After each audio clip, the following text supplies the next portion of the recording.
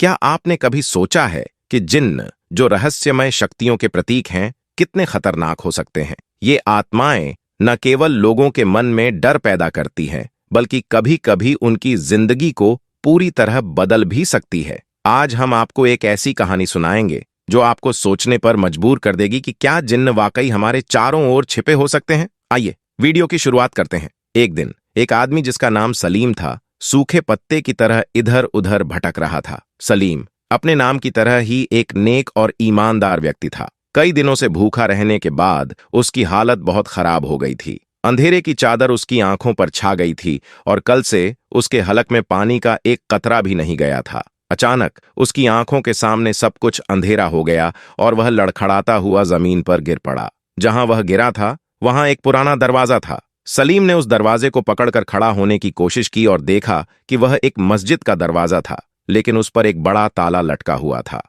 भूख की वजह से उसकी हालत गंभीर थी और ऐसे वक्त में केवल खाने की चिंता होती है। फिर भी सलीम एक सच्चा और ईमानदार मुसलमान था। उसने मस्जिद के बंद दरवाजे को हैरानी से देखा और सोचा, दरवाजा बंद क्यों है? जौहर की नमाज का वक्त हो रहा है, लेकिन नमाजी कहीं नजर नहीं आ रहे। इतनी देर में किसी ने सलीम के कंधे पर हाथ रखा और पूछा, आप कौन हैं और कहां से आए हैं? सलीम ने जवाब दिया, मैं अल्लाह का एक अजीज बंदा हूं। उस आदमी ने कहा, आपकी शक्ल देखकर लगता है कि आप एक मौलवी हैं। आपका नाम क्या है? सलीम ने कहा, मेरा नाम सलीम है। नमाज पढ़ना और अल्लाह को याद करना ही मेरा धर्म है। उस आदमी ने कहा, मेरा नाम इशाद है। मैं इस मस्जिद के पास वाले मकान में रहता हूं और इस गांव का पंचायत का सरपंच भी हूं। तो सलीम ने पूछा, भाई इशाद, ये मस्जिद बंद क्यों है? यहां नमाज क्यों नहीं हो रही? जौहर का वक्त हो रहा है। इशाद ने जवाब दिया, मौलवी साहब, मस्जिद एक हफ्ते से बंद पड़ी है। यहां जो मौलवी पहले नमाज पढ़ाया करते थे, उनकी एक हरकत की वजह से उन्हें यहां से निकाल दिया गया।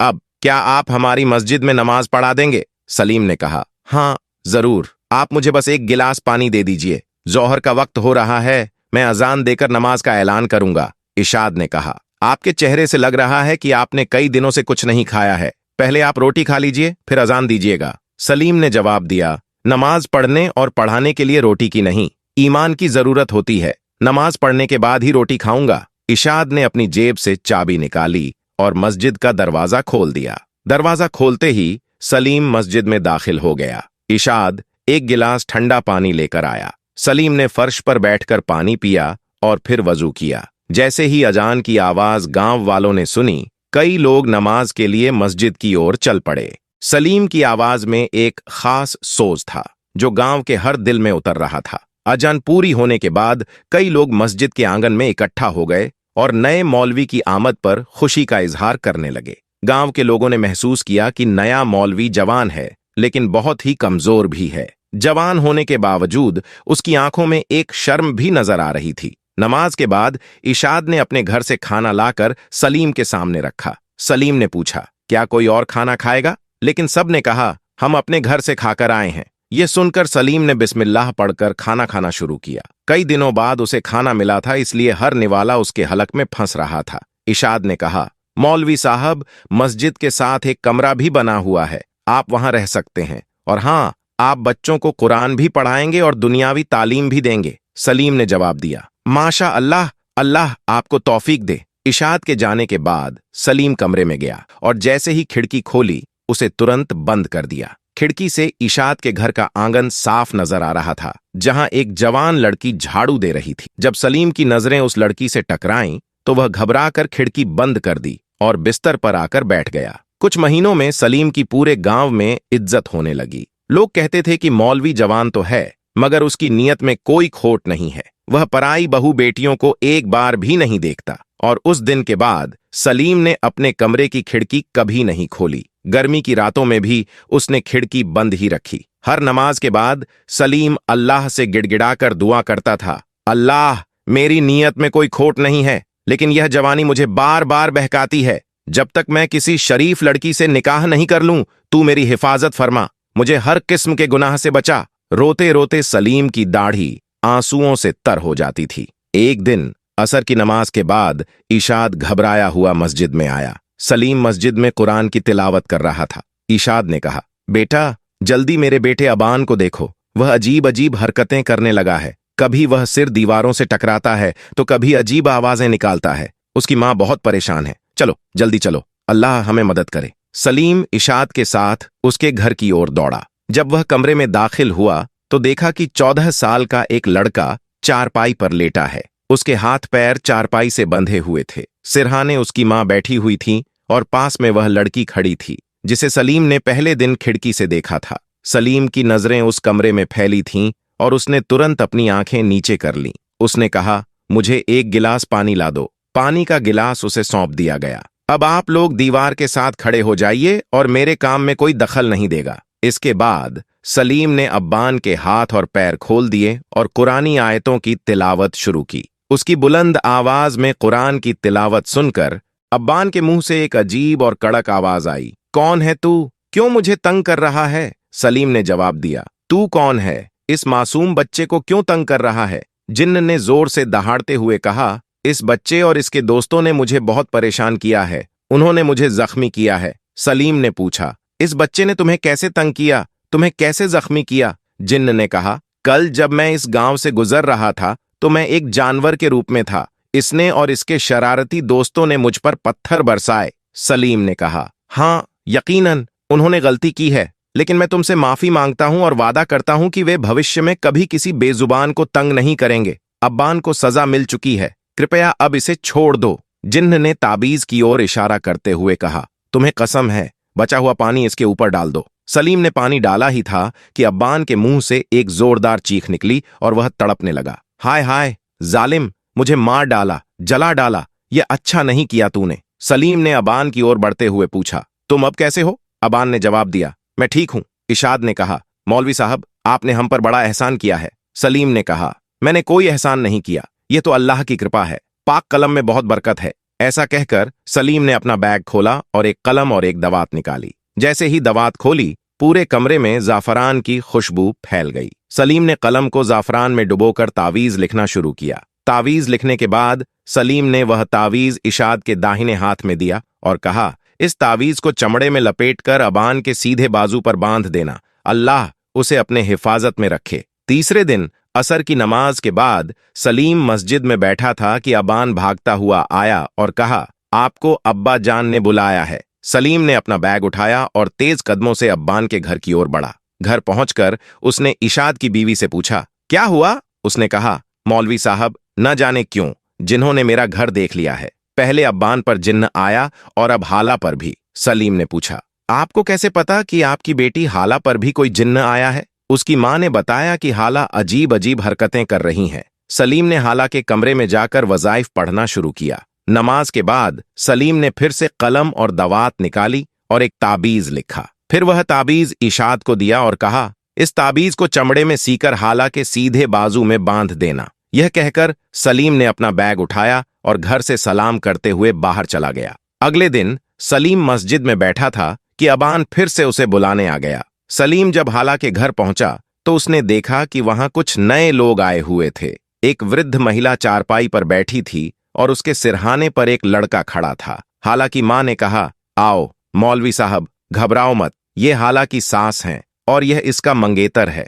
सलीम ने पूछा, अल्लाह की कृपा से वह जिन्नजादी जरूर हाला का पीछा छोड़ देगी। क्या तुमने कल रात जो ताबीज दिया था वह हाला के बाजू पर बांधा था? हाला की मां ने जवाब दिया, मौलवी साहब मैंने रात को ही ताबीज बांध दिया था, लेकिन सुबह देखा तो वह ताबीज गायब था। हाला से भी पूछा, लेकिन उसे नहीं पता कि ताबीज कहाँ गया। सलीम ने सभी के साथ कमरे में जाकर इलाज शुरू किया। उसने कुरान की तिलावत की और वजीफा पढ़ते हुए कहा, तू जिन्नजादी है, औरत है, इसलिए मैं शराफत से कह रहा हूं कि इसे छोड़ दे, इसकी शादी होने वाली है। अगर तुमने इसे नहीं छोड़ा तो। जिन्न ने जवाब दिया, शादी? वह भी इस लड़की से? भूल जाओ, जो इस लड़की से शादी करेगा उसकी शादी की पहली रात ही दर्दनाक मौत होगी। ये मेरा वादा है और पत्थर की लकीर है। यह सुनकर हाला की होने वाली सास और मंगेतर का रंग सफेद पड़ गया। अचानक हाला ने अपनी जगह से उठकर दीवार की तरफ बढ़ी और डंडा लेकर अपने होने वाले पति और उसकी मां को मारने लगी।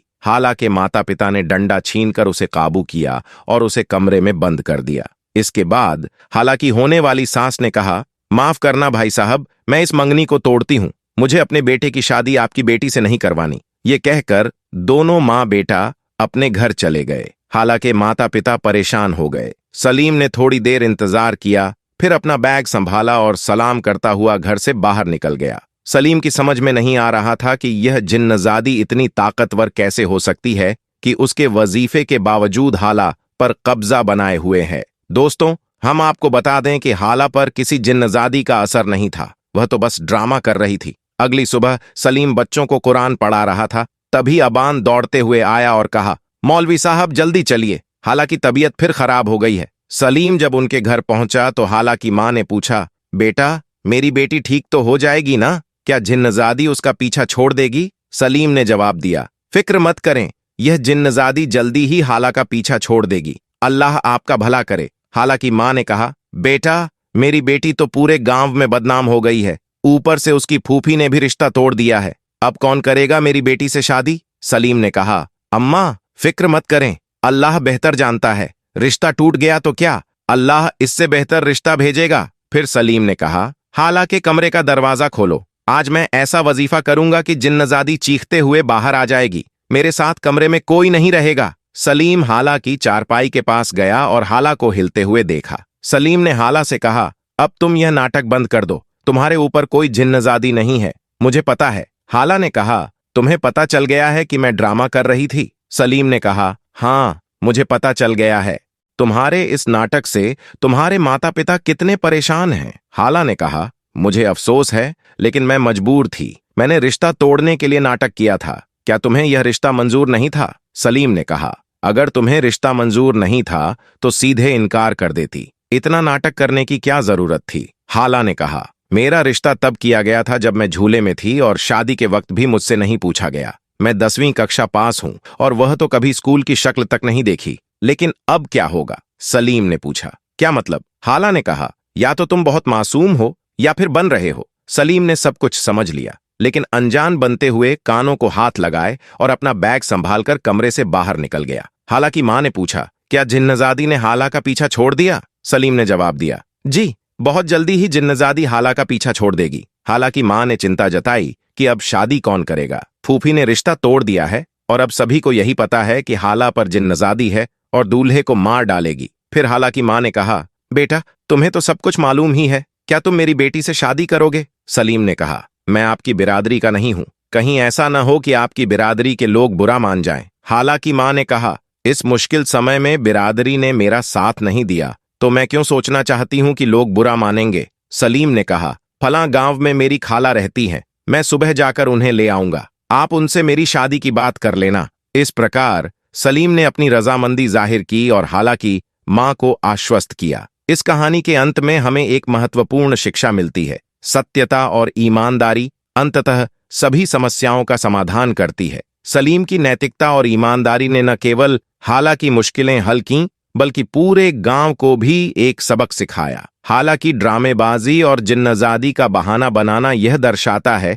कि कभी कभी लोग अपनी समस्याओं से भागने या अपने व्यक्तिगत लाभ के लिए छल कपट का सहारा लेते हैं। हालांकि सलीम की सच्चाई और समर्पण ने न केवल हाला के माता पिता को राहत दी बल्कि उनके बीच गहरी समझ और पारिवारिक बंधन को भी मजबूत किया। अंततः सलीम ने अपनी मेहनत और ईमानदारी से हाला के झूठ को उजागर किया और उसके परिवार की परेशानियों को समाप्त किया। इस प्रकार कहानी यह सिखाती है कि विश्वास, ईमानदारी और सच्चाई की ताकत किसी भी समस्या का समाधान कर सकती है और असली हीरो वही है जो इन गुणों के साथ कठिनाइयों का सामना करता है। इस कहानी का संदेश है कि ईमानदारी और सच्चाई हर समस्या का हल कर सकती है। सलीम, जो एक नेक मुसलमान है, अपनी ईमानदारी के कारण हाला की मुश्किलें हल करता है। वह अल्लाह पर भरोसा करता है और सही रास्ता चुनता है। हालांकि ड्रामेबाजी और जिन्न का बहाना दिखाते हैं कि कुछ लोग अपनी समस्याओं से बचने के लिए झूठ बोलते हैं,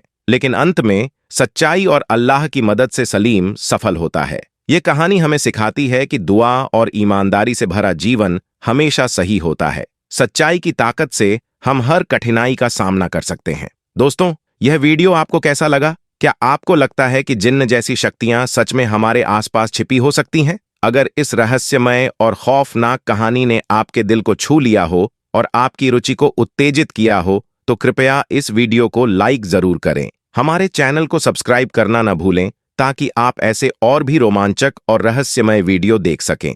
अगर आपके पास इस कहानी या किसी अन्य रहस्यमय विषय पर कोई सुझाव या विचार हो तो कृपया कमेंट में जरूर साझा करें। आपके कमेंट्स हमारे लिए अमूल्य हैं और हमें बेहतर कंटेंट बनाने में मदद करते हैं। हमसे जुड़े रहने के लिए धन्यवाद और अगले वीडियो तक अल्लाह हाफिज।